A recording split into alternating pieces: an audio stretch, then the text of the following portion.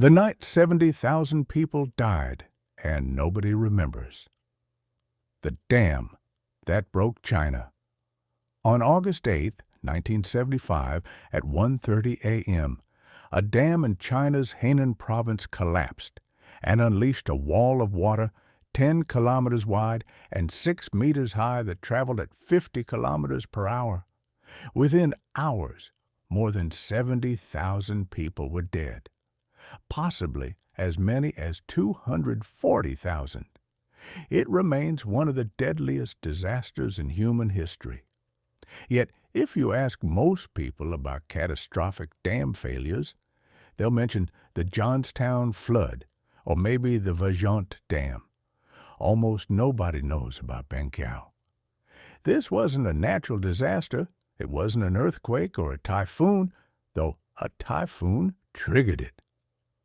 This was a man-made catastrophe born from hubris, political ideology trumping engineering sense, and a system where admitting weakness meant risking your life.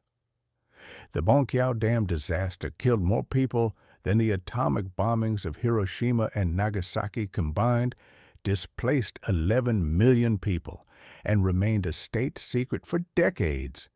This is the story of how revolutionary enthusiasm built a dam that couldn't fail until it did. This is the story of China's deadliest night, and how ideology can quite literally drown an entire region in its own certainty. The Iron Dam that couldn't break the story begins in the optimistic aftermath of the Communist Revolution. In 1949, Mao Zedong proclaimed the People's Republic of China, and the new government embarked on an ambitious program to modernize the nation through massive infrastructure projects. One priority was flood control along the Ru River in Henan Province, a region that had suffered devastating floods throughout history. In 1950, Soviet engineers helped design the Banqiao Dam, which would be constructed on the Ru River about 120 kilometers south of Zhengzhou, the provincial capital. The dam was part of a larger system of 62 dams and reservoirs intended to control flooding, generate hydroelectric power, and irrigate farmland. It was hailed as a triumph of socialist engineering, proof that the new China could tame nature itself through collective willpower and Soviet technical expertise. The dam was built between 1951 and 1952, rushed to completion by thousands of workers using relatively primitive construction methods. It stood 24.5 meters high and stretched 580 meters across the river valley. Soviet engineers assured Chinese officials that the dam could withstand a once-in-a-thousand-year flood. The maximum water level was designed for a flood that would bring 306 millimeters of rain over 3 days. The dam was proudly nicknamed the Iron Dam, a structure so solid, so well engineered that it could never fail. In propaganda materials, it was celebrated as evidence of communist superiority over the chaotic, flood-prone dynasties of China's past. The party had conquered the river. What could possibly go wrong? The great leap forward in engineering hubris. In 1958, Mao launched the Great Leap Forward, an economic and social campaign aimed at rapidly transforming China from an agrarian society into an industrialized communist paradise. The campaign was characterized by unrealistic production quotas, collective farming disasters, and an ideological climate where questioning official plans was political suicide. During this period, Chinese hydrologist Chen Xing raised concerns about the Banqiao Dam. Chen, educated at the prestigious Technische Universität Darmstadt in Germany, warned that the dam's design was flawed. The spillway gates were too small, The sluice gates could easily become clogged with sediment, and the estimates for maximum flood potential were dangerously optimistic. He advocated for additional spillways and safety features. His warnings were ignored. Worse, they were treated as ideological weakness, as insufficient faith in socialist engineering principles. The prevailing attitude was that Soviet-designed dams, built by the revolutionary masses, could not fail. To suggest otherwise was to doubt the superiority of the communist system itself. Chen was labeled a rightist, one of the worst political designations of the era, and removed from his position. The dam remained unchanged. By 1960, however, small problems began appearing. Cracks formed in the dam structure. Sluice gates became difficult to operate due to sediment accumulation, exactly as Chen had predicted. In 1960 to 1961, modifications were made to address these issues, including adding additional sluice gates.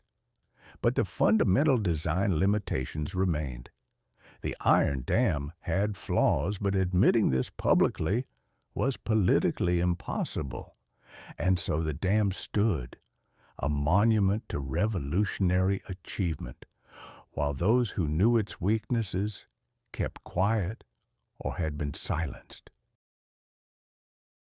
Typhoon Nina, when the sky opened. On August 4th, 1975, Typhoon Nina formed in the Pacific Ocean. Typhoons are not unusual in this region, and China's meteorological service tracked it as it moved toward the mainland. What made Nina unusual was its trajectory and the atmospheric conditions it encountered. The typhoon made landfall in Fujian Province on August 5th, then moved inland.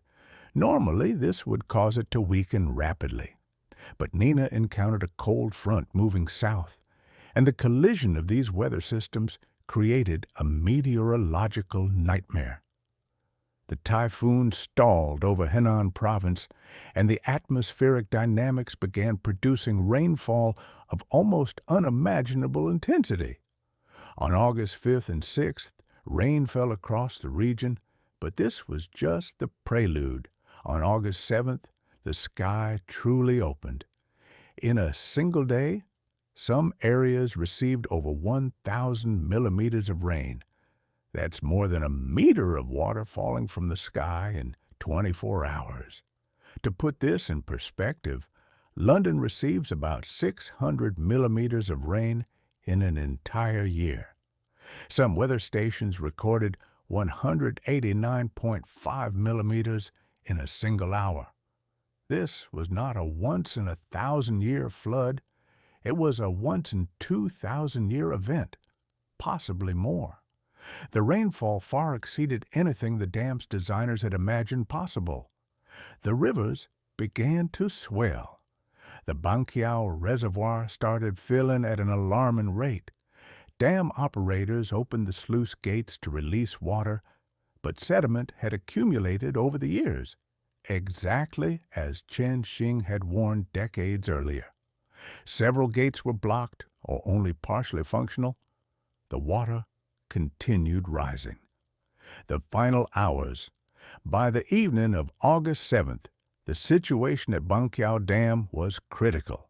The water level had risen to dangerous heights. Operators sent urgent messages downstream and to regional authorities, warning of the situation. But communication systems in 1975 China were primitive, especially in rural areas devastated by ongoing heavy rain. Phone lines were down, roads were flooded. The warnings didn't reach most people. At the dam itself, workers labored desperately to open more sluice gates and discharge water as quickly as possible. But the mathematics were implacable. Water was entering the reservoir faster than it could be released through the available gates. The iron dam, designed to handle 1,742 cubic meters per second, was receiving more than 15,000 cubic meters per second. At around 1 a.m. on August 8, 1975, the dam began to fail.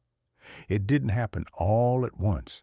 First, water began pouring over the top of the dam, eroding the downstream face. Then sections of the earthen structure began to collapse. Within an hour, a breach over 1,000 meters wide had opened, and the entire reservoir, more than 700 million cubic meters of water, began emptying into the valley below.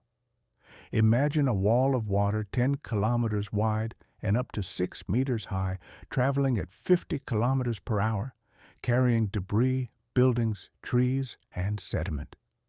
The sound was described by survivors as like continuous thunder mixed with the screaming of millions of voices, though much of that screaming was probably the sound of destruction itself. Buildings collapsing, trees snapping, metal grinding. The wave hit the town of Dao first. The entire community of over 9,600 people disappeared in minutes. Survivors, and there were very few, described a roar, then darkness, then finding themselves in water with no sense of which way was up, surrounded by debris and other people drowning. The flood wave continued downstream, hitting community after community. Most people were asleep. There had been no effective warning. They drowned in their beds, in their homes, or were crushed by debris carried in the flood. But catastrophe was just beginning. The cascade of doom. Here's what made Banqiao uniquely catastrophic. It wasn't alone. Remember, the dam was part of a system of 62 dams and reservoirs. When Banqiao broke, the massive flood wave it released traveled downstream and struck the next dam in the system, the Henan Dam. Henan Dam was smaller than Banqiao, designed to handle much less water. When the Banqiao flood wave hit it, already dealing with its own record rainfall, Henan never had a chance. Within an hour, it too collapsed. Now there were 2 dams worth of water rushing downstream. The combined flood wave hit the next dam, and the next. In total, 62 dams failed in a cascading sequence that would make a disaster movie seem understated. Each dam that broke added its reservoir to the growing deluge, creating a tsunami moving through the Chinese countryside, sweeping away everything in its path. Entire villages ceased to exist. Towns that had stood for centuries were erased from the landscape. Hundreds of thousands of people were caught in the water with nowhere to go. Those who managed to climb to roofs or higher ground found themselves trapped on shrinking islands as the water continued to rise, surrounded by a churning mass of debris, bodies, and drowned livestock. The immediate death toll from drowning was catastrophic, but it was only the beginning. The aftermath, death by slow motion. When the floodwaters finally receded after several days, they left behind a landscape of utter devastation. Approximately 30,000 people had drowned in the initial flooding, a staggering number, but only a fraction of the final death toll. The flood had destroyed 5.96 million buildings. It had covered an area of approximately 12,000 square kilometers, about the size of the entire country of Qatar, with water and mud. It had wiped out the summer harvest across the region. It had destroyed roads, railways, and communication systems. It had contaminated water supplies and left millions of survivors without food, shelter, or clean water in the middle of summer heat. Then came the epidemic deaths. With sanitation systems destroyed, water supplies contaminated, and millions of corpses decomposing in the heat, disease spread rapidly. Dysentery, typhoid, malaria, and other waterborne diseases killed tens of thousands more. Medical supplies couldn't reach the affected areas because the infrastructure was destroyed. Hospitals and clinics had been swept away. Then came the starvation. The flood had destroyed crops and food stores across the region.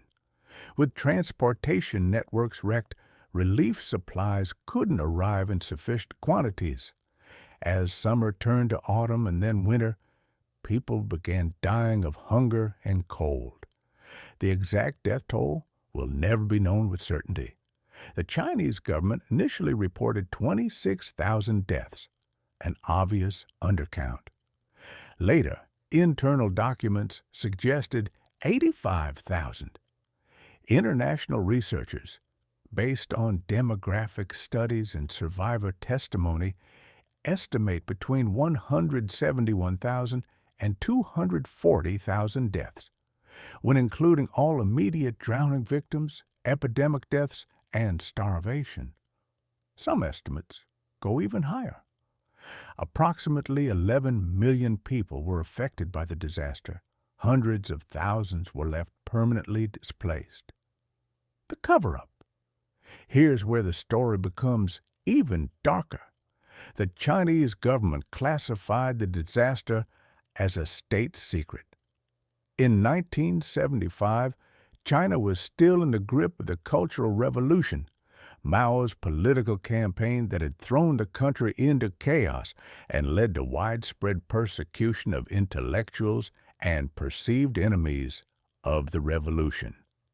Admitting that Soviet-designed dams, built according to communist principles, had catastrophically failed would have been ideologically unacceptable. It would have suggested that revolutionary fervor and socialist engineering were not, in fact, superior to careful planning and adherence to safety standards. So the disaster was hidden. Foreign journalists were not allowed into the affected areas. Domestic media barely mentioned it, and what coverage existed blamed only the typhoon, not the dam failures. The heroic narrative of communist modernization could not accommodate such a catastrophic failure. Survivors were forbidden from speaking about it. Documents were classified. The disaster was essentially erased from official history. International organizations like the Red Cross and United Nations had no idea the disaster had occurred. China accepted no international aid. The millions of affected people were left to rebuild with only domestic resources, and those resources were stretched thin across a nation of nearly 1 billion people. The world didn't learn about the Banqiao Dam disaster until 1995, 20 years later, when the details began to emerge as China slowly opened up and documents were declassified. Even today, the event remains poorly known outside of engineering and disaster management circles. The irony and the lesson. The supreme irony of the Banqiao disaster is that the man who predicted it, Chen Xing, the hydrologist labeled a rightist and removed from his position for questioning the dam's design, was vindicated in the most horrific way possible, but only after he and at least 70,000 other people were dead. Chen Xing died in the flood. He had remained in the region despite his political persecution, continuing to work on water management issues. When the dam broke, he was among the victims. The man who could have prevented the disaster if anyone had listened to him died in the catastrophe his warnings predicted. The disaster led to significant changes in Chinese dam safety standards, though these reforms were never publicly connected to Banqiao due to the official secrecy. Engineers began incorporating lessons learned from the failure into new designs. The blind faith in Soviet engineering gave way to more rigorous safety analysis. But the broader lesson, that ideology cannot replace expertise, that political pressure to declare something safe doesn't make it so, that silencing experts who raise concerns is a recipe for disaster, took longer to learn and is still being learned. Why this matters now. The Banqiao disaster should be as famous as Chernobyl, as studied as the Space Shuttle Challenger explosion, as analyzed as the Titanic sinking. It contains all the elements of classic human tragedy: hubris, ignored warnings, political pressure overriding safety concerns, catastrophic failure, and a death toll that staggers the imagination. Yet it remains obscure, known mainly to engineers and disaster researchers. This obscurity itself is part of the disaster's legacy. When tragedies are hidden, the lessons they teach cannot be widely learned. Engineers studying dam safety know about Banqiao, but the broader public, the people who vote for infrastructure spending, who elect officials, who should demand that expertise be respected over ideology, remain unaware. Today, China has more than 98,000 dams, more than any other country in the world. Many were built quickly during the periods of rapid development. The lessons of Banqiao should inform every decision about their maintenance and safety, but if the disaster remains obscure, how can those lessons be fully applied? Moreover, the dynamic that caused Banqiao, political pressure to declare projects safe, career risks for experts who raise concerns, emphasis on meeting deadlines over ensuring safety, is not unique to 1970s China. These patterns appear in every country, in every era, in every industry. The specific ideology changes, but the fundamental problem remains. Humans are very good at convincing themselves that this time will be different, that the warnings don't apply, that the experts are being overly cautious. The final accounting. On the night of August 8, 1975, at least 70,000 people died because a dam that couldn't fail failed. They died because engineers were not listened to. They died because admitting vulnerability was politically impossible. They died because a system valued ideology over expertise, propaganda over reality.